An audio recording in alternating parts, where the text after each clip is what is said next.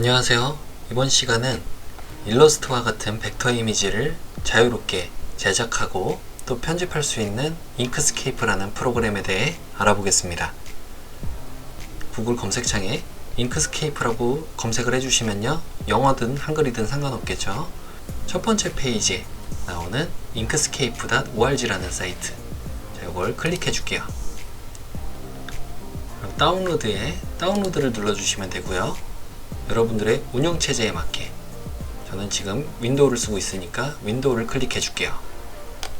32비트와 64비트, 여러분들의 시스템이 어떤 건지 확인하는 방법은요, 탐색기 창에 내 PC라고 되어 있는 부분이 있죠. 여기를 오른쪽 클릭해서 속성을 눌러주시면요, 시스템에 대한 설명이 나와요. 그럼 시스템 종류가 64비트로 이렇게 표시가 되죠. 32비트인 분들도 있겠지만 대부분 64비트예요. 자, 확인하셨으면은 자신의 운영체제에 맞는 비트를 선택해 주시면 다운로드 파일들이 이렇게 나오죠. 3개를 다 받을 필요는 없고요.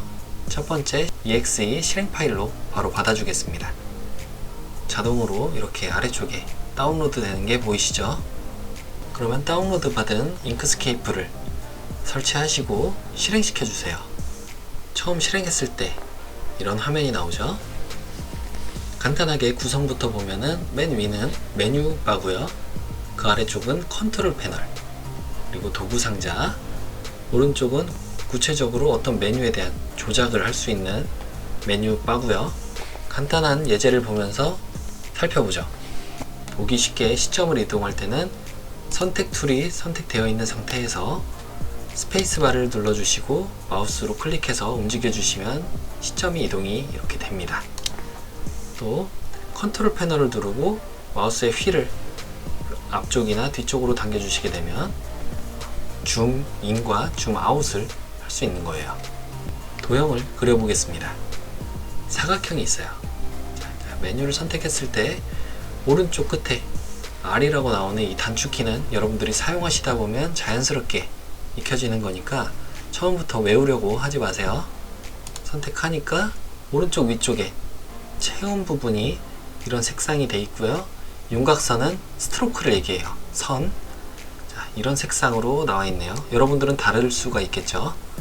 아래쪽도 있어요. 아래쪽에서 선택을 해줘도 되고요. 이렇게 클릭을 하면 메뉴가 오른쪽에서 나오는 걸 알 수가 있죠. 그럼 처음 체험 색상은 우리가 다른 색깔로 한번 눈에 좀 띄게 초록색으로 바꿔보겠습니다. 초록색으로 바뀌었죠? 한번 그려볼게요. 저는 이런 모양과 색상이 나왔는데 여러분들은 다르게 나올 거예요. 왜 그러냐면 체험과 체험 색상은 여기서 조절이 또 가능하겠죠? 그리고 윤곽선은 이 선을 얘기한다고 그랬어요. 선 색깔도 이렇게 바꿔줄 수가 있고요. 윤곽선 스타일도 좀 더 눈에 띄게 한번 해볼까요? 조금 약하게 한 다음에 대시를 점점점점으로 되게끔 이렇게 만들 수가 있겠죠. 둥근 모양이 아니라 각진 모양으로 만들 수가 있고요. 이렇게 사각형을 그릴 수가 있겠습니다. 완료가 됐으면 컨택 툴로 와주시면 되고요. 또 하나 주목할 점은 사방으로 화살표들이 있죠. 이 펴져 있는 화살표는 해당 방향으로 이렇게 크기 조절을 할 수가 있는 메뉴입니다. 근데 한 번 더 객체를 선택하게 되면 이게 둥근 모양으로 바뀌었죠. 그러면 이거는 회전을 시킬 수가 있죠. 옆부분을 잡아주고 위아래로 움직이면 마른 모드 만들 수가 있고요. 필요 없으면 지워주시고요. 이번엔 원도 만들어 보겠습니다. 원을 클릭해서 이번엔 좀 더 밝은 색깔로 해볼까요? 초록색을 선택하고요. 그대로 그려주면은 타원이 되죠. 근데 이 상태에서 만약에 컨트롤 키를 눌러주시게 되면 정원이 만들어져요. 자, 이렇게 만들어졌죠? 윤곽선 스타일은 이제 필요가 없죠. 폭을 없애주면 되겠죠. 폭을 0으로 만들어주고 엔터를 치면은 윤곽선이 사라진 걸 알 수 있습니다. 그럼 윤곽선 칠하기도 색상을 바꿔도 변화가 없겠죠? 체험을 선택해서 색상을 이런 식으로 바꿔줄 수도 있고요.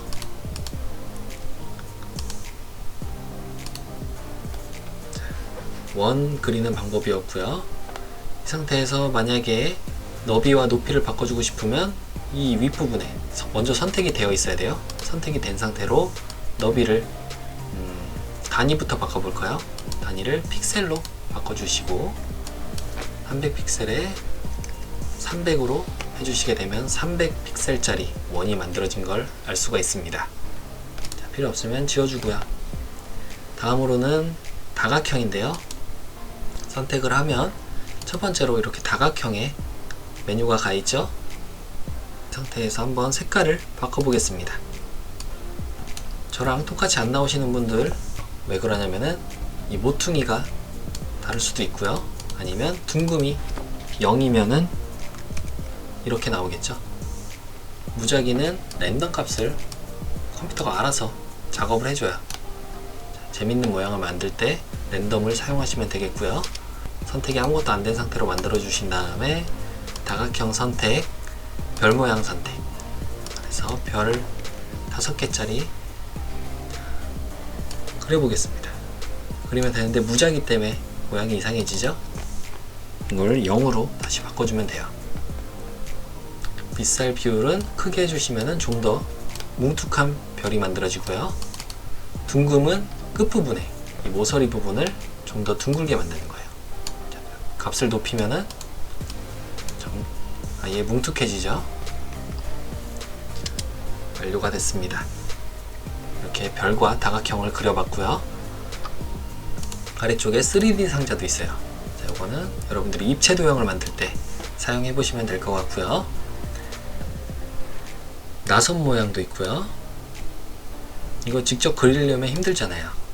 프리셋이라고 미리 만들어져 있는 도형도 있으니까 잘 활용해 보시면 되겠습니다. 다음은 곡선 만드는 펜 툴인데요. 일러스트레이션 펜 툴이죠. 이거 필요 없으니까 잠깐 닫아줄게요. 펜 툴로 뭔가 곡선 같은 걸 만들 때 사용해 주시면 되겠죠. 끝부분이 이렇게 계속 남아있으면 안 되니까 선택 툴, 단축키로는 S고요. S를 눌러주시면 선택하는 화면으로 돌아오죠. 자, 브러쉬는 브러쉬 모양대로 메뉴 상당히 직관적이기 때문에 여러분들이 설명을 간단하게 보시면 바로 무슨 메뉴인지 알 수 있을 거예요. 다음은 글자를 쓰는 거고요. 클릭해 주시면 글자가 되겠죠. 빠져나올 때는 ESC를 눌러도 되고요.